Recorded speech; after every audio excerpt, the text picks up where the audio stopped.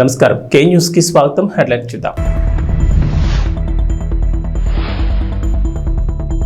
రైతుకు పంట రుణమాఫీ చేసేందుకు తమ మంత్రివర్గం ఆమోదం. రైతు భరోసా విధి విధానాలపై సీఎం రేవంత్ రెడ్డి కీలక ప్రకటన.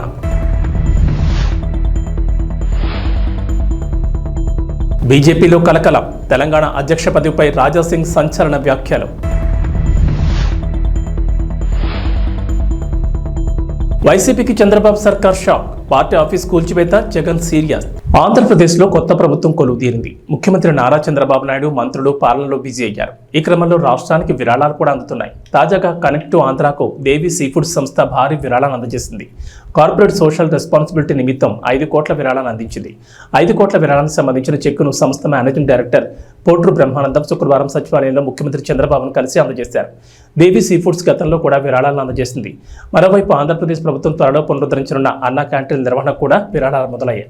గుంటూరు చెందిన మర్రిపూడి సుష్మా అనే యువతి తన వంతుగా అన్నా క్యాంటీన్ నిర్వహణ కోసం విరాళం అందించారు. ముఖ్యమంత్రి నారా చంద్రబాబు నాయుడు సచివాలయంలో శుక్రవారం కలిసి ₹1,00,000 చెక్కును అందించారు. గుంటూరు వికాస్ నగర్ చెందిన సుష్మా యుఎస్ఏలో ఓ ప్రైవేట్ సంస్థలో ఉద్యోగం చేస్తున్నారు. గుంటూరు జిల్లా తాడేపల్లి సమీపంలో నిర్మిస్తున్న వైఎస్ఆర్సీపీ కార్యాలయ భవనాన్ని అధికారులు కూల్చివేశారు. తాడేపల్లి మండలం సీతానగరంలో వైఎస్ఆర్సీపీ కేంద్ర కార్యాలయం కోసం భవనాన్ని నిర్మిస్తున్నారు. అయితే నీటిపారుదల శాఖ స్థలంలో పార్టీ కార్యాలయం నిర్మాణం చేపట్టారనే కారణంతో కూల్చివేశారు. వైఎస్ఆర్సీపీ కార్యాలయం కోసం బోట్ యార్డ్గా ఉపయోగిస్తున్న స్థలాన్ని తక్కువ లీజుతో అప్పటి జగన్ సర్కార్ కేటాయించింది. ఈ నిర్మాణం అక్రమం అంటూ వైఎస్ఆర్సీపీకి సిఆర్డీఏ నోటీసులు జారీ చేసింది. అయితే శనివారం ఉదయం అధికారులు ఆ భవనాన్ని కూల్చివేశారు. భవనం కూల్చివేతపై వైఎస్ఆర్సీపీ అధినేత వైఎస్ జగన్ కూడా ఎక్స్ వేదికగా స్పందించారు. ఆంధ్రప్రదేశ్లో రాజకీయ కక్ష సాధింపు చర్యలకు దిగిన చంద్రబాబు తన దమనకాండను మరో స్థాయికి తీసుకెళ్లారు. ఒక నియంత్రణ తాడేపల్లిలో దాదాపు పూర్తిగా వచ్చిన వైఎస్ఆర్సీపీ కేంద్ర కార్యాలయాన్ని బుల్డోజర్లతో కూల్చివేయించారు. హైకోర్టు ఆదేశాలను బేఖాతరు చేశారు. రాష్ట్రంలో చట్టం, న్యాయం పూర్తిగా కనుమరుగైపోయాయి. ఎన్నికల తర్వాత చోటు చేసుకున్న హింసాత్మక ఘటనలతో రక్తాన్ని పారిస్తున్న చంద్రబాబు ఈ ఘటన ద్వారా ఈ 5 ఏళ్ల పాటు పాలన ఏ విధంగా ఉండబోతుందని హింసాత్మక సందేశాన్ని ఇవ్వకనే ఇచ్చారు. ఈ బెదిరింపులకు, ఈ కక్ష సాధింపు చర్యలకు వైఎస్ఆర్సీపీ తలొగ్గేదే లేదు. వెన్ను చూపేది అంతకన్నా లేదు. ప్రజల తరపున, ప్రజల కోసం, ప్రజలకు తోడుగా గట్టిగా పోరాటాలు చేస్తాం. దేశంలోని ప్రజాస్వామ్యవాదులంతా చంద్రబాబు దుశ్చర్యల్ని ఖండించాలని కోరుతున్నానంటూ ట్వీట్ చేశారు.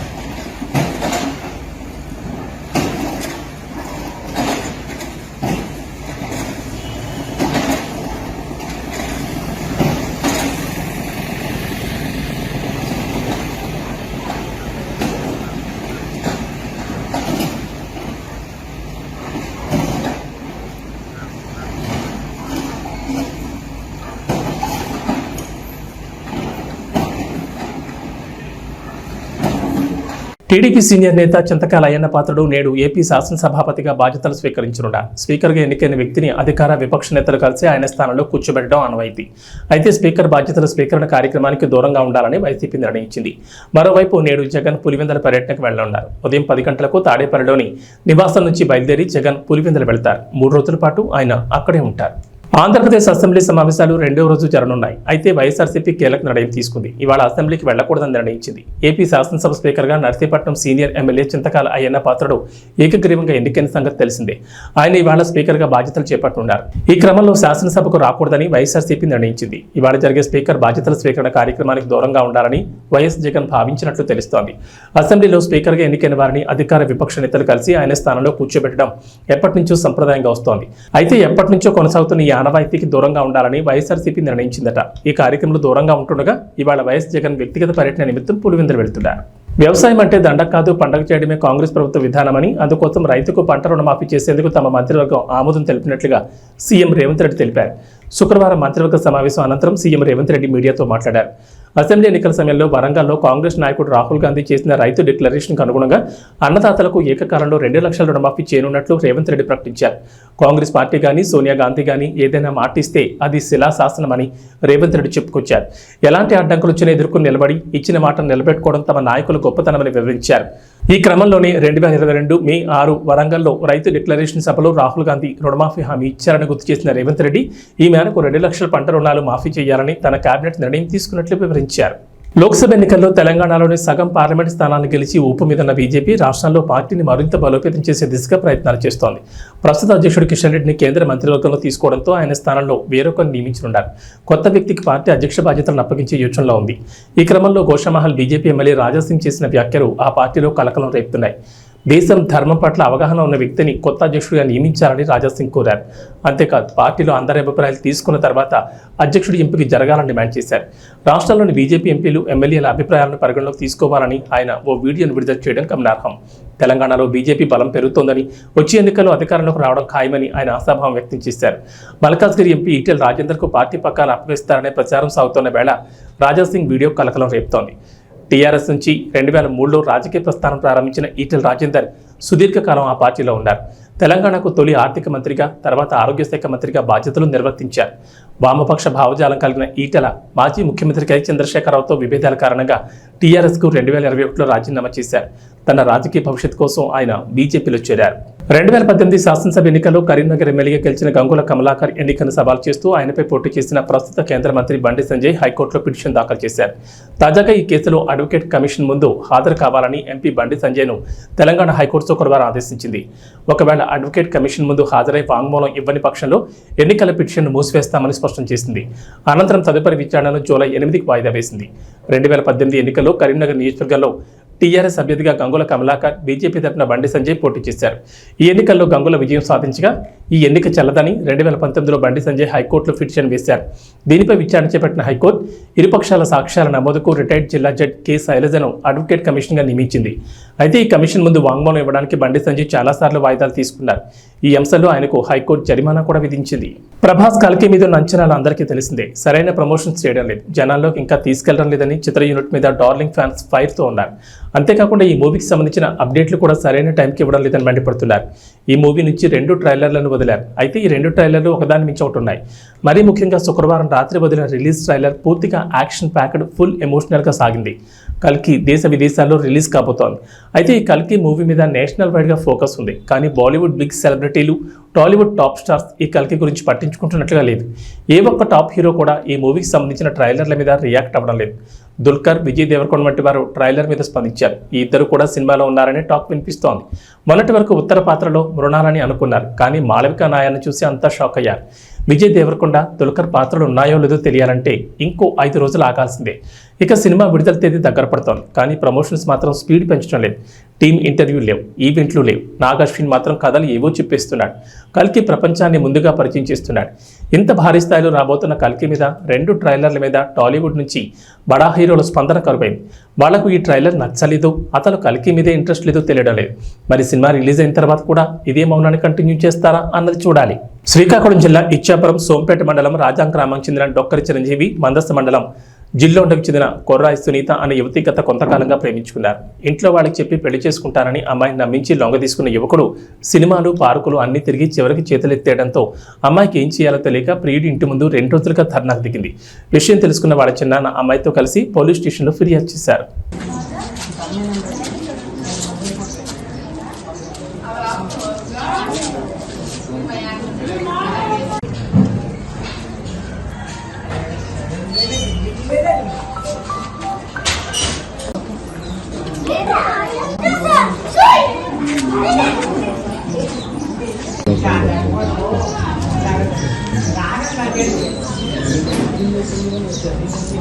మంచిర్యాల మున్సిపాలిటీని అన్ని రంగాల్లో ముందుంచేలా అధికారులు చర్యలు తీసుకోవాలని జిల్లా కలెక్టర్ కుమార్ దీపక్ అన్నారు. శుక్రవారం జిల్లా కేంద్రంలోని మంచిర్యాల మున్సిపాలిటీ కార్యాలయాన్ని మున్సిపల్ కమిషనర్ మారుతి ప్రసాద్తో కలిసి సందర్శించి కార్యాలయంలోని వివిధ విభాగాలు ప్రజాపాలన కౌంటర్లను పరిశీలించారు. ఈ సందర్భంగా జిల్లా కలెక్టర్ మాట్లాడుతూ మంచిర్యాల మున్సిపాలిటీని అన్ని రంగాల్లో ముందుంచేలా అధికారులు సమన్వయంతో కృషి చేయాలని తెలిపారు. వర్షాకాలం అయినందున మున్సిపల్ పరిధిలోని వార్డులలో స్వచ్ఛమైన త్రాగునీటిని అందించేలా ప్రత్యేక దృష్టి సారించాలని, అన్ని వార్డులలో వీధి దీపాల నిర్వహణ పకడ్బందీగా ఉండేలా చూడాలని తెలిపారు. వర్షపు నీరు నిల్వ ఉండకుండా చూడడంతో పాటు వార్డులలోని అంతర్గత రహదారులు, మురుగు కాలువలలో పూడికి లేకుండా ఎప్పటికప్పుడు శుభ్రపరచాలని కోరారు. పారిశుద్ధ్య నిర్వహణలో భాగంగా డ్రై డే కార్యక్రమాలు చేపట్టి ప్రజలకు అవగాహన కల్పించాలని, ఆహారం, త్రాగునీటి విషయంలో తీసుకోవాల్సిన జాగ్రత్తలపై వివరించాలని తెలిపారు. ప్రభుత్వం చేపట్టిన ప్రజాపాలన కార్యక్రమాన్ని సమర్థవంతంగా నిర్వహించి దరఖాస్తులను పూర్తి స్థాయిలో పరిశీలించి అర్హులైన లబ్ధిదారులకు పథకాలు, ఫలాలు అందేలా చర్యలు తీసుకోవాలని తెలిపారు. ఈ కార్యక్రమంలో municipal chairperson Ravula Uppalaiah, municipal అధికారులు, సంబంధిత అధికారులు తదితరులు పాల్గొన్నారు.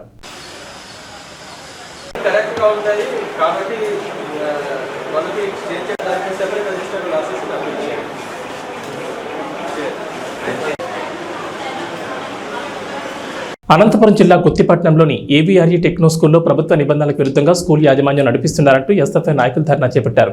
పాఠశాలలో ప్రభుత్వ నిబంధనలకు విరుద్ధంగా ప్రతి క్లాసుకు అత్యధిక భారీ ఫీజులు వసూలు చేస్తూ, నిబంధనలు ఉల్లంఘించి పాఠశాలలోనే పుస్తకాలను విక్రయిస్తూ అనధికారికంగా విద్యార్థుల నుంచి డబ్బులు వసూలు చేస్తూ సొమ్ము చేసుకుంటున్నారని ఆరోపిస్తూ ఎస్ఎఫ్ఐ నాయకులు పాఠశాల ఎదుట పెద్ద ఎత్తున ధర్నా చేపట్టారు. దీంతో సమాచారం అందుకున్న మండల విద్యాశాఖ అధికారి రవినాయక్, వీఆర్ఓ పవిత్ర పాఠశాలకు వెళ్లి పాఠశాలను తనిఖీ చేసి విద్యార్థుల నుంచి సమాచారం సేకరించారు. అనంతరం నిబంధనలకు విరుద్ధంగా ఉన్న పాఠ్యపుస్తకాల గదిని సీజ్ చేశారు. అదేవిధంగా ప్రతి తరగతికి ఫీజులు ఎంత వసూలు చేస్తున్నారని బహిరంగంగా నోటీస్ బోర్డు వేయాలని పాఠశాలకు హెచ్చరికలు జారీ చేశారు. ఇలా మరోసారి తప్పు పునరావృతమైతే పాఠశాలను సీజ్ చేసి లైసెన్స్ రద్దు చేస్తామని మండల విద్యాశాఖ అధికారి హెచ్చరించారు.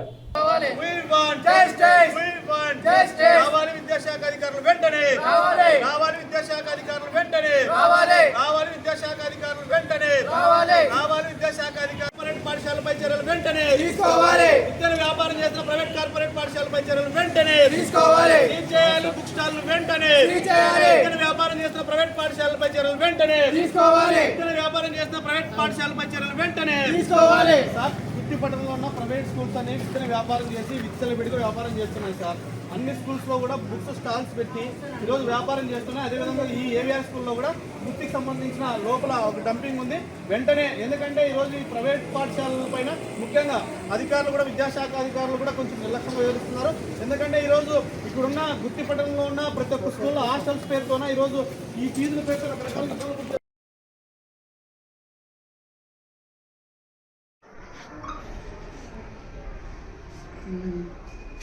సరేలేండి, అయితే సీట్ చేస్తాము. తహసీల్దార్ వాళ్ళు కూడా పిలిచాము.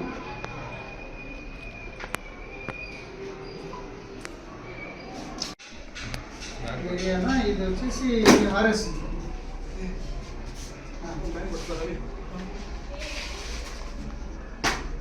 స్కూల్ సీట్ చేద్దాము. ఒకసారి పంచనామా చేద్దాము.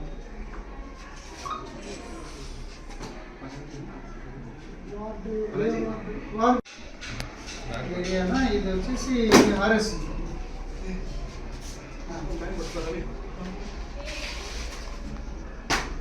స్కూల్ సీట్ చేద్దాము. ఒకసారి పంచనామా చేద్దాము.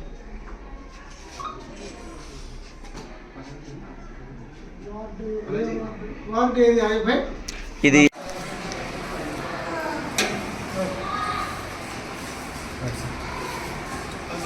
మన ఏవిఆర్ పాఠశాలలందు మన స్టూడెంట్ ఫెడరేషన్ సంబంధించిన కొన్ని యూనియన్ సంఘాలు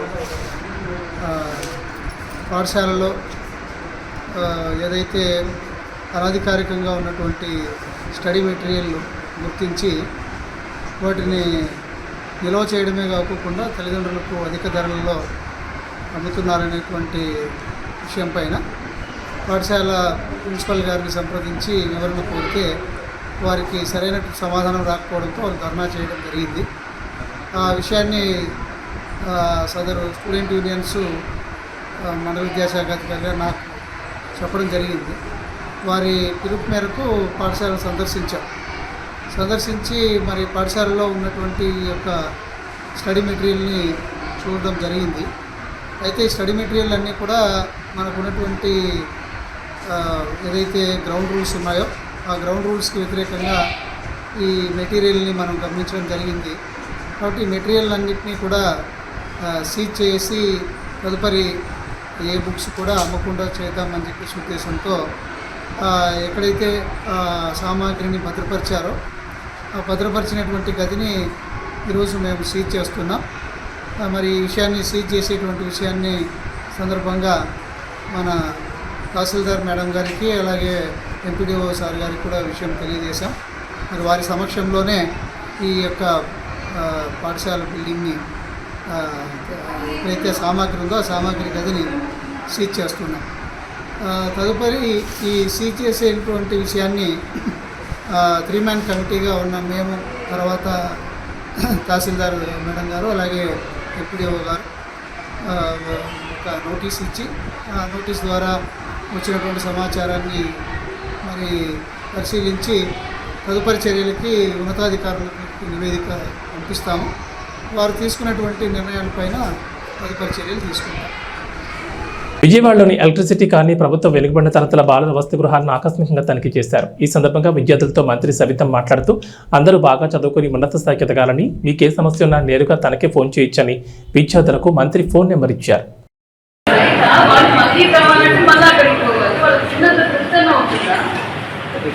ఏమవుతుంది, నేను పెట్టుకునేది అన్నం పెడుతున్నాం, వంకాయ కూర పెడుతున్నాం, మజ్జిగ పెడుతున్నాం. మనకు కావాలంటే ఇక్కడే వచ్చి పట్టుకోవాలంటే ఇక్కడే తీసుకుంటారు కదా, మరి అక్కడికి వెళ్ళి తీసుకోవడం ఏంటి? రిపీట్ కాకూడదు.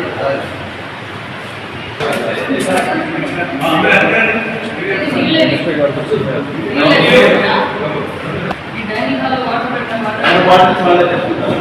అయినా ఒక ఫ్యాన్ అక్కడ ఉండాలి పట్టుకోవడానికి. పైన పెట్టారు.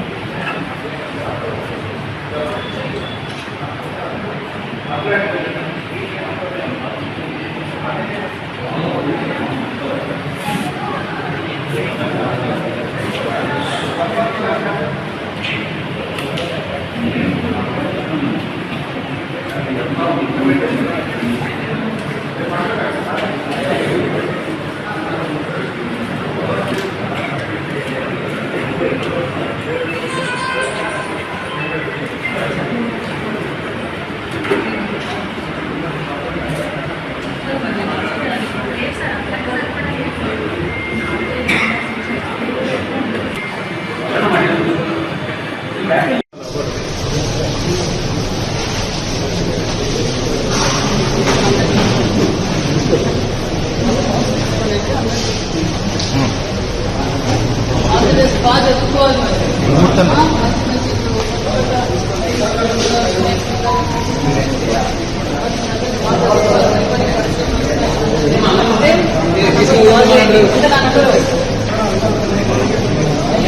చెప్పాలి.